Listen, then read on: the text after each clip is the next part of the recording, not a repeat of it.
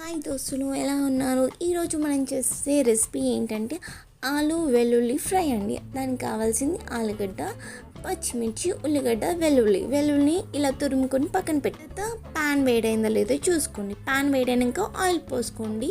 Oil కూడా వేడైందో లేదో చూసుకున్న తర్వాత కొంచెం జీలకర్ర వేసుకొని, తర్వాత మనం కట్ చేసి పెట్టుకున్న ఉల్లిగడ్డ, పచ్చిమిర్చి, 2 ఎండుమిర్చి చీలికలు వేసుకోండి.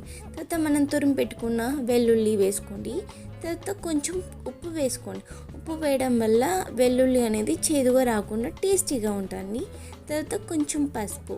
అది మొత్తం ఉల్లిగడ్డ మొత్తం గోలిన తర్వాత మనం కట్ చేసి పెట్టుకున్న ఆలుగడ్డ ఉంటుంది కానీ ఆలుగడ్డ కూడా వేసుకోండి. ఆలుగడ్డలను మొత్తం ఉడికేలా చిన్న చెక్క మీద గోలించుకోండి. ఎందుకంటే ఆలుగడ్డ ఎప్పుడైనా అడుగు అంటుతుందండి తొందరగా. సో అలా అడుగు అంటకుండా ఉండాలి అంటే మనం లో ఫ్లేమ్లో పెట్టుకొని ఆలుగడ్డల్ని ఉడకనివ్వాలి. ఓకేనా?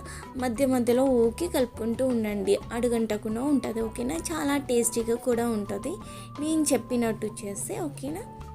అండ్ ఆలుగడ్డ ఉడికిందా లేదో చూసుకొని తర్వాత మధ్యలో కలుపుకుంటూ మూత పెట్టుకున్న తర్వాత మళ్ళీ తీసి ఆలుగడ్డ ఉడికిందా లేదో చూసుకున్న తర్వాత కొంచెం కారం వేసుకోండి.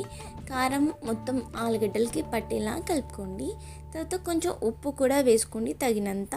అండ్ ఉప్పు కారం మొత్తం ఆలుగడ్డలకి పట్టేలా కలుపుకున్న తర్వాత అండ్ ఆలుగడ్డ ఉడికిందో లేదో చూసుకున్న తర్వాత మనం అందులో కొంచెం ధనియాల పొడి వేసుకుంటే సరిపోతుంది. ఆలుగడ్డ కర్రీ రెడీ.